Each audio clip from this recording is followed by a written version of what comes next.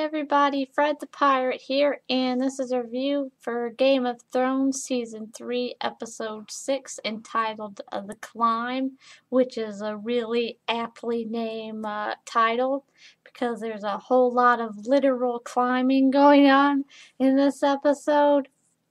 So, before we get into the review, I just have to say, if you've seen the episode, the stuff that happened at, the not quite the very end, but just right at the end. I have to say, I am seriously pissed off right now. I just can't believe what happened at the end of that episode. That was and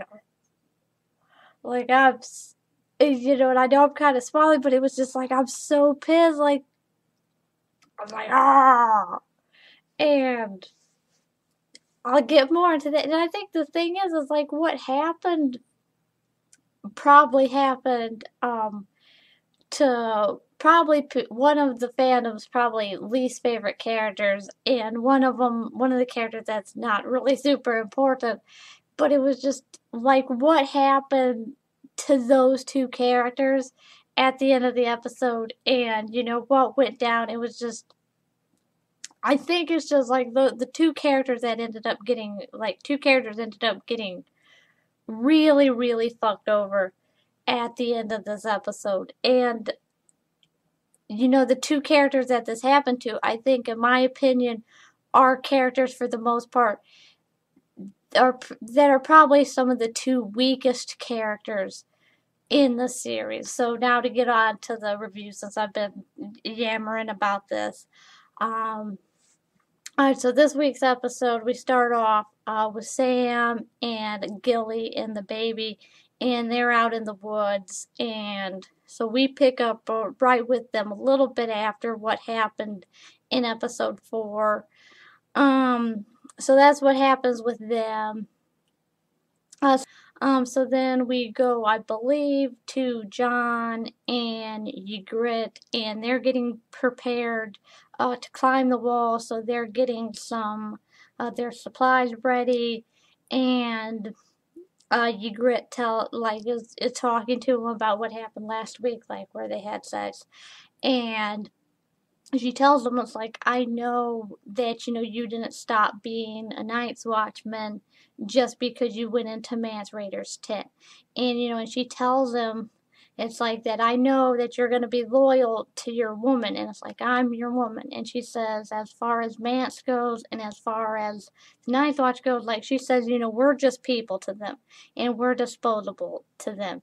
And she's I know that the only people who are important to you is me and you, and and that's how it is with me, and she's I know that you're going to be loyal to me, and if you and she pretty much is, she's without so much flat out saying, she's if you're loyal to me and you have my back, then I'll have yours. But she does threaten him quite obviously, where she says if you don't have my back, I'm gonna cut off your dick though, so it's don't fuck with me. So that was certainly funny, and it was funny seeing her mess with Ygritte. It's always funny seeing her challenge him, because Jon's used to living in a noble family, and and the rules that go along with that, and decorum and stuff, and she talks very openly about Ygritte talks very openly about them having sex, and obviously that's not something that would happen or even be tolerated or acceptable in the life that he's from. And she does it, and he's getting uncomfortable, and she's why are you, and she pretty much makes fun of him for it. It's why are you uncomfortable with that? That's so arbitrary and unnecessary. And she's you're just doing your weird southerner things. So it's fun seeing her challenge him like that. So after that happens, we pick back up with Bran and Rickon, and he's with the Jojen Reed and his sister, which I believe her name is Mira, and Osha, and Hodor, who's the big guy that's with them. We find out and Jojen ends up having a seizure because he has a prophetic vision, and he tells Bran about Jon, and Jon being with Mance Rayder's forces, like, and he assumes that Jon's in trouble, but obviously, and so does Bran, obviously, but we know that's not really the case, and that Jon's being a double agent, well, actually, it's being like a triple agent, so. So we know that's happening, but they don't. So it's pretty interesting to see Bran's reaction. And then I believe after that, I believe we go to Arya with the band of brothers. And so what happens with that is she's practicing shooting. And so he gives her some pointers, but when she's about to practice again, she notices like a caravan coming near them. So the archer guy takes his bow and arrow back from her, and it turns out that the caravan has Melisandre. Um, so she goes and she talks to the drunken bearded guy, and she talks to the guy with the eye patch, and so she asks the priest how many times had the guy with the eye patch been resurrected, and he says 6 times, and she says that's impossible. And Melisandre asked the guy with the eye patch, it's like, well, you saw the other side, and he's like, lady, there is no other side. There was just darkness, like, and that's it. So, and after that, like the priest mentions, that the reason why he's helping stuff out is because he's like in the thing with what the band of brothers are doing is like they're in the service of helping people, so like he can spread his. Right, so then after Melisandre stops talking to the priest and the eye patch guy, that they end up taking going out, and they end up taking Gendry, so that's why she's there, like she's there for Gendry, and she's probably going to sacrifice him. And before they come out and take Gendry, she mentions to the archer and to Gendry that she doesn't trust Melisandre because, like, Melisandre's just doing some weird stuff. Like, she's getting some bad vibes from her. She had really good reason not to trust Melisandre because Melisandre's gonna take Gendry, and she, she yells at the guy, the priest, and the eye patch guy. She's like that Gendry trusted them, and he wanted to be a member of the band of brothers, and like they tell him that they have to give Gendry to Melisandre because so that that way they can be in the service of their god. And Arya's like, this isn't about your god, this is about gold. Well, actually, he says, like, in order to help the country, we need, and to make stuff better and to help the people, we need gold, and to get gold, we need to do stuff for God. So, and after that happens, Gendry ends up getting taken by Melisandre, and before he gets taken, he yells at them about trusting them, and she's like, that I wanted to be one of your brothers, and Melisandre tells him, like, these guys are just foot soldiers for the cause. It's like, you're even more important. So I'm pretty sure Gendry's gonna end up getting sacrificed, which kind of sucks because I like his character, and I think most people like him. So yeah, that's really unfortunate, but. I guess that's probably it's gonna be tough to see him go, but maybe he'll end up being a cool shadow monster, so like maybe he can at least go out in a cool way. So that's pretty much what happens with that. And then like before, like then Arya, she confronts Melisandre and says, like, I don't trust you, and I don't think you're a witch, and it's like, I know you're a witch. And then so Melisandre turns around and she like grabs Arya by her chin, and she looks really deep in Arya's eyes, and she's like, I can see a darkness in you. And it's like, and behind that darkness, I can see eyes staring at me. She's like, I can see brown eyes and blue eyes and green eyes. And she says, someday, you're going to close all those eyes. And she says, like, you're going to see me again. So, I'm kind of looking forward to that. Like, I'm wondering how Arya's going to see see Melisandre again.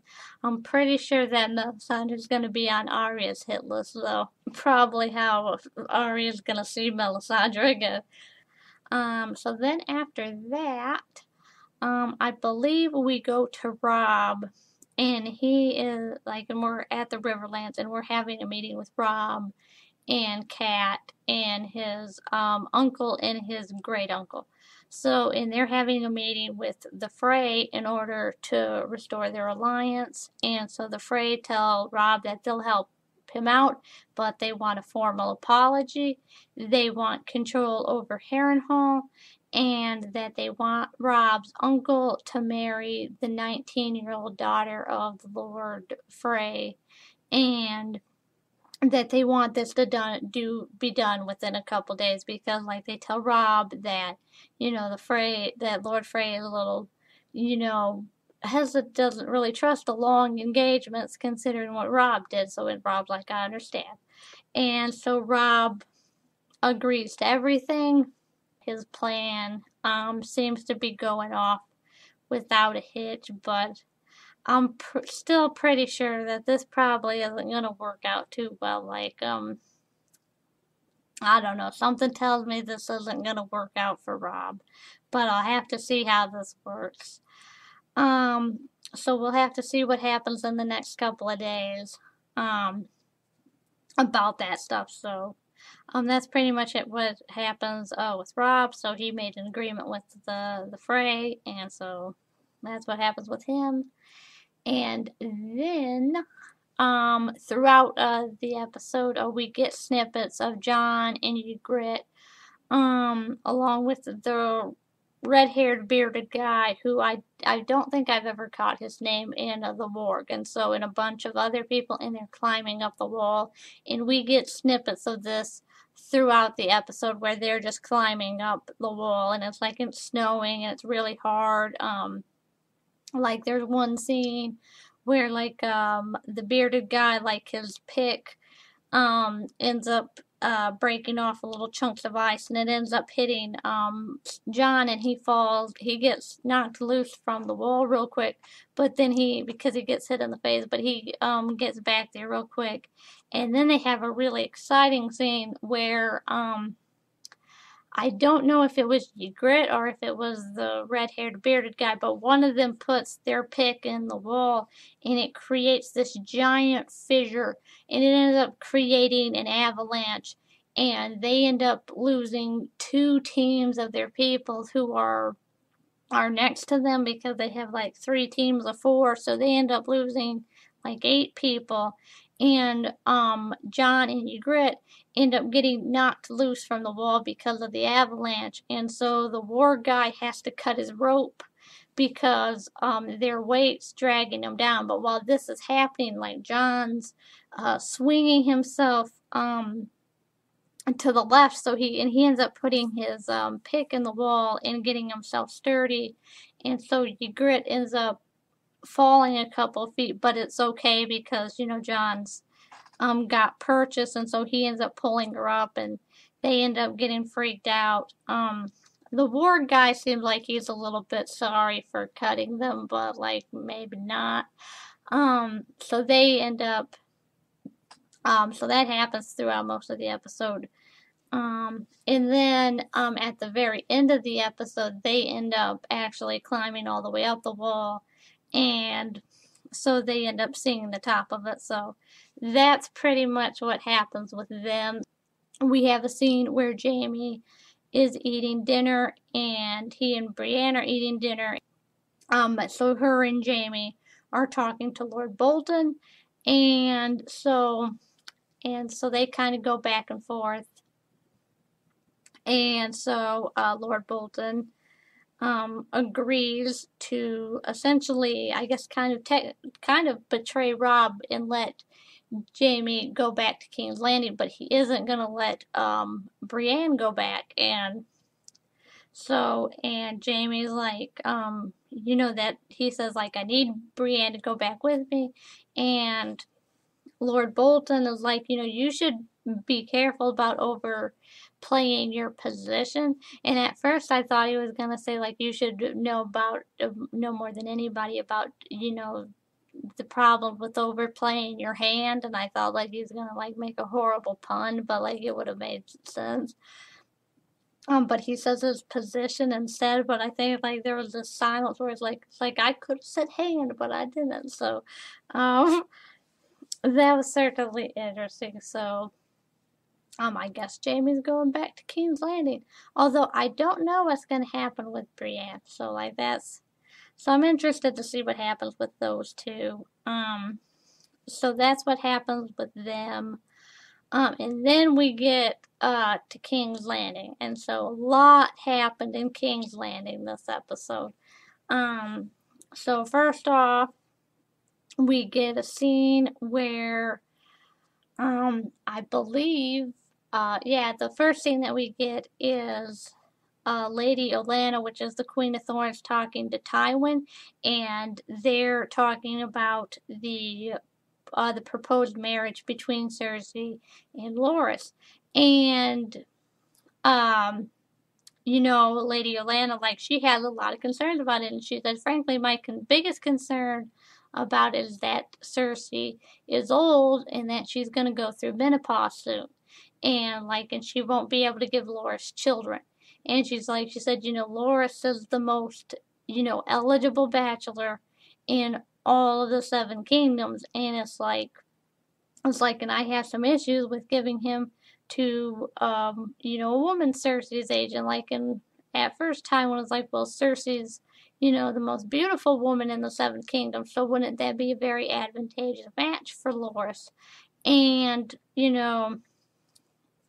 and so, and Lady Olenna's like, well, but she's old and she's going to go through the changes. And so they have this thing, and like they're trying to hammer things out, and and they mention about, through going back and forth, that they mention about Loras being gay, and Lady Olenna says, like, I know he's gay, and I'm well aware of that when Tywin brings it up, and she asks him, and she's like, you didn't do anything when you were young, and he says never. And so he just makes a bunch of really homophobic remarks to her, but she's a smart lady, so she doesn't rise to that, and I honestly don't think she cares if he's an asshole. So but she barbs him back, and it's like that she mentions the rumor with Cersei and Jaime and their incestuous relationship, and she mentions that's kind of a stain that's hard to get rid of, and Tywin gets offended, which is kind of cool to watch, because, and he's like, that's just a malicious rumor. And she's like, well, even if it is, that's still something. And and she mentions, given that he mentions, if the rumor is true, then that would mean that Joffrey really isn't a king, but that you're still giving Marjorie, who's one of your most beautiful family members, to him. And Lady Olenna's like, yeah, and that's why the thing with marrying off Loras is such a risk, because it's if the rumor's true, we could be giving our two most valuable family members to you, and that's not really something we can risk. And then Tywin goes back that, well, if you aren't okay with the marriage between Cersei and Loras, that I can just make Loras a Kingsguard. And he's like, you're aware of what that vow would be, that he would not be allowed to be married, and he would not be allowed to inherit anything. And he says, if that happened, eventually over time, the Tyrell name would vanish, because there'd only be girls. And he pretty much threatens Lady Olenna. It's like, either you can marry Cersei, or you can watch your family diminish away. And so Lady Olenna does a thing where she takes the pin out of Tywin's hand, and she's like, it's so good, to not be disappointed by people's reputation, or something along that line. And she takes the pin, and because he's about to write up the contract to make Loras a Kingsguard, and she breaks the pin. And so I'm assuming that that Lady Olenna has agreed to marry off Loras to Cersei, in exchange for, so Loras being able to inherit and to keep his name and to have some children. So, like, that was interesting. It was certainly very interesting to see. I have to say, I was kind of hoping that Lady Olenna would win, though, because, like, Tywin's a dick, and it was kind of, it would have been nice to see him kind of get his comeuppance by somebody who's as intelligent and as sophisticated as he is. So, that would have been nice to see. But obviously, she's very practical, so she did what she needed to do. So then after that happened, we have this scene with Loras and Sansa, and Sansa's kind of trying to flirt with Loras, and she says, I'm really glad that we're, gonna get married, and she says, I'm really looking forward to it, and I'm really looking forward to getting out of King's Landing, and Loras tells her about, that he'd give her a pretty dress made out of, green and gold, and it would be like frilly and shit. And he mentions that, he asked her if she's been to Highgarden before, and she's like, no, that the only place I've been to is, besides the north, is just here. And, so he mentions that, he agrees that King's Landing is, a really awful place, and, and that they'll get out of there. And it's a really ironic conversation because obviously they're not going to get married because we know that she's going to go to Tyrion. And then after that, we have a conversation with, Tyrion and Cersei, and they're talking about, the wedding, and he's like, who do you think got the worst end of the stick? And he's like, I'm pretty sure it's probably out of the forest, and because Tyrion and Cersei are watching Loras and Sansa talk. So, and he's like, I'm pretty sure it's Sansa, but like Loras is probably gonna know a little something something too. And Cersei mentions to Tyrion that our father doesn't play favorites and that we all got screwed over.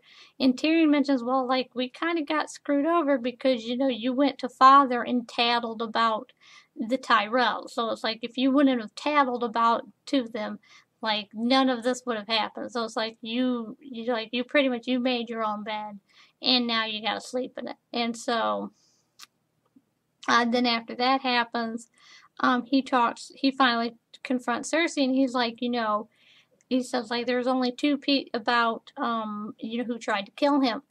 And, and he tells her, like, there's only two people in the whole King's Landing during the Battle of Blackwater, who could have ordered a Kingsguard to do anything, which is you or Joffrey.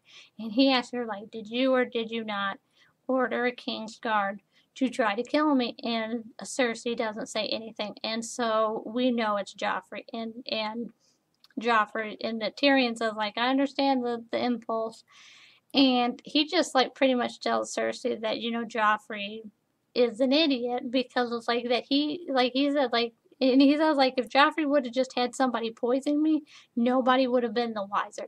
But like, instead he had a Kingsguard come and kill me in full view of all of his soldiers. And he's just like, he's such an idiot. And Joffrey is an idiot. Like, that's not even clever. Although, I guess one of the benefits of being a king in a medieval fantasy world, I don't think you necessarily have to be clever. It's like, you can, kill who you want. So, I guess Joffrey's problem was that he didn't make sure he was successful. And so Tyrion asked, like, is anybody else, like, does he still want to try to kill me? Like, he says, like, am I still under threat? And Cersei says no, because Tywin's around. So that's kind of pretty much what happens with them. And then we get, so that's pretty much what happens with them. So then after that, we get a scene with Varys and Baelish. And so we have the scene where we see Baelish sitting next to the Iron Throne and really studying it, and Varys comes up and he starts talking about how many swords are in there, and Baelish makes the remark that there's supposed to be 2,000 swords in the Iron Throne, but it turns out there's probably not even 200 swords in there. And so they mention about Baelish going to marry Lysa Arryn, and and Varys is he admits I'm not Varys pretty much says I'm not trying to take you down because I necessarily feel any animosity towards you. It's just sometimes that happens and he says I'm still cool with you, but it's sometimes I gotta take you down sometimes. And it's in Baelish something along those lines, and Baelish says I can appreciate those sentiments, and he says sometimes it's kind of just nice, and I think Varys says sometimes it's kind of just nice to see your friend fail though, and Baelish is I can understand that, and he says, and he admits I'll admit I got a certain amount of thrill with seeing your plan to marry off Sansa to the Tyrells fall apart. And he mentions to Varys as that he said he got a spy who was glad to help him out, and I think he was mentioning the gay guy because of and that he said that the guy he used was happy to help him because it introduced him to new things. And then Baelish calls out Varys about the spy that Varys had to spy against him, who he promised to protect. And so he starts talking about Ross, and he says, Ross wasn't, that she didn't really do any good for you, and she didn't really do any good for me. And he said, that she wasn't a wise business investment. And Varys starts to look really troubled, and it's because we know something's happened to Ross, and it's and something does. And so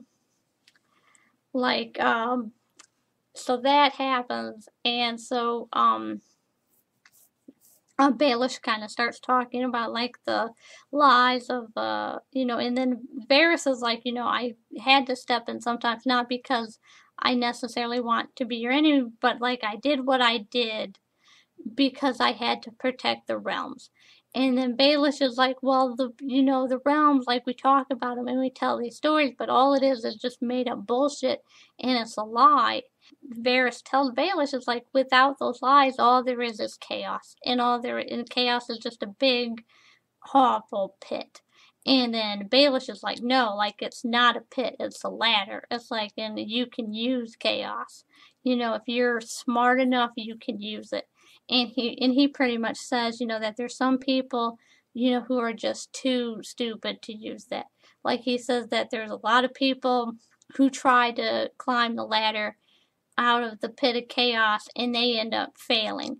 And he says that there's other people who don't even try to climb the ladder. They get the chance to climb the ladder, and they don't because they're blinded by things the ideals of the realm, or the service to their gods, or they're blinded by love. But he says all there is the ladder and the climb, and it's either you can do that or you cannot. And it turns out while he is saying this to Varys, it turns out that obviously he found out that that Ross betrayed him. And so the way he deals with that is that Joffrey murdered Ross, that he murdered her by tying her up to his bed and shooting her with his crossbow over and over and over again. And this is just really, really horrible. And I think that this was the thing that I mentioned that really pissed me off, because the thing is I think I was a lot more pissed off at Baelish than I was at Joffrey, because the thing is I know that Joffrey is a sadistic monster, and I know that he would do anything. And it's like, and I pretty much know, like, when he hurts people, like, he hurts everybody. So it's like, it's not personal, because like, he's a monster. Like, monsters hurt people. Like, they don't think about who they're gonna hurt. But that's not what happened with Baelish. Baelish isn't a mindless psychotic monster. Like, he's this, the way Joffrey is, like, he's a very ambitious but vindictive person. And the thing is that I feel like I think in a way it's like he's definitely responsible for Ross's death. Like, he went out of his way to punish her, that he went out of his way to make sure that not only, I mean, because the thing is, he could have killed Ross in any way. Like, he could have done anything to kill her. And he found the most, he put her in a position, that he cognizantly did this, that he put her in a position for her to die in the most brutal and dehumanizing and humiliating way possible.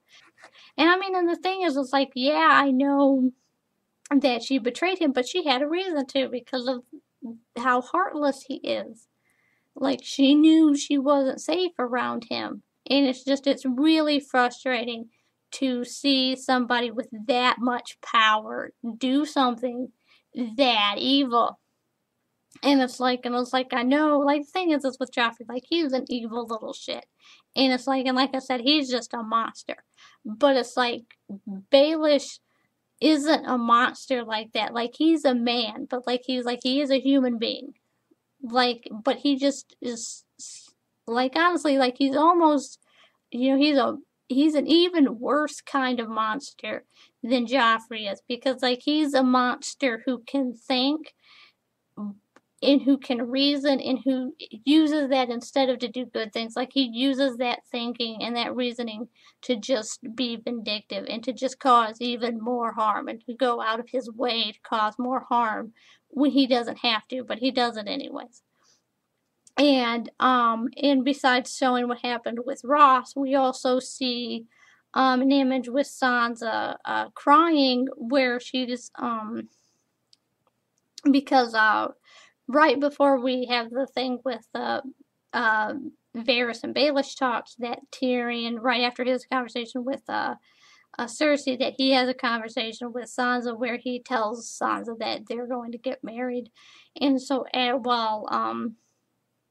so then after that happens, while Varys is having why Baelish is talking to Varys and having his ladder of chaos conversation, that we see Sansa crying as she watches his ship goes away, and that we know that Sansa's crying because she is trapped in King's Landing, and that she essentially lost her chance to get out of King's Landing. So now she's trapped in here forever again. And I think, just like with the thing with Ross and what Baelish did, it's like, I just got the interpretation with his conversation about that some people are given a chance to climb the ladder of chaos, but they decide not to because of stuff like love. And I could just tell that, he was talking about Sansa, which is why they showed Sansa. And it seemed like that obviously he was talking shit to Varys, because he's like, he wanted to talk shit to Varys because he's an asshole and he's vindictive like that. But I just got this intention that one of the reasons why he wanted to mess up the Tyrell wedding thing with Sansa and Loras wasn't just so he could get back at Varys, but I felt like he really went out of his way to do this, not only to get back at Varys, but to be vindictive towards Sansa for rebuffing him the way her mother did. And it just seems like that I got the impression that he went out of his way to fuck over Sansa. And the thing is, it's like, and you just see her crying there, and it's like, I know not a lot of people like Sansa, and I know a lot of them, feel that she's useless. Like, honestly, in my opinion, like, I feel like, to me, like, Sansa's like she's a teenage girl, and it's like, I think a lot of people have these really unfair expectations of Sansa. Like, I think people assume that she should be so much more badass than she is. And I think that's a lot because of Ned and Arya, like, and her other family members. Like, they expect her to be this big badass warrior. And I think what most people don't understand, and admittedly, from what I've heard from various people and obviously watching the show, because I've heard a little something from book readers, but not a lot. But one of the things they mentioned with Sansa is that there's a lot of things that happened in the show with the adaptation of Sansa from book form to TV show. Like, a lot of things got left out and a lot of things got cut out. And I think one of them that got cut out is the fact that Sansa was raised in a way where women were not allowed to be warriors, and that Sansa was raised to act like a lady. So Sansa was not raised, and neither was Arya. Like, Arya and Sansa were not raised to be warriors. They were not raised to be badasses. Like, Arya did that because Arya was rebelling, and that she did that because she was a rebel. But the thing is that Sansa, was raised on fairy tales. She wasn't raised to be a warrior. She wasn't raised to be politically savvy the way Marjorie is. Like, pretty much Sansa was raised on this idea that she was going to get married and she was going to have babies, and that was it. And that's all she needed to know about. And as a result of the fact that when she got stuck in King's Landing, the thing is that she had no skills. Like, she is not a warrior. She is not politically savvy. She has no economic stuff. And the thing is I'll admit that one of the reasons why Sansa is so useless by a lot of people's estimates is because she is. Like, she has no skills to help herself out because she was never taught those skills. And the thing is, I think it's unfair to blame Sansa for that because Sansa was never taught those skills. And it's like, how can you possess skills that you were never taught? How can you be a badass warrior if you were never taught to be a badass warrior? How can you be politically and socially and economically savvy if you've never been taught those skills? Like, those aren't inherent skills. And the thing is everybody in Westeros who possesses the skills to be warriors or possesses the skills to be socially or politically and economically savvy, all the people who have those skills, they don't have them inherently. They have them because they practice at them. And the thing is like with Arya, like, Arya's kind of a badass warrior because she practices at it. But, she did it in secret. Like, she wasn't doing this in full knowledge of her dad. And I think the thing is, I think one of her sword instructors, I think he taught her a lot more stuff than Ned probably initially wanted him to.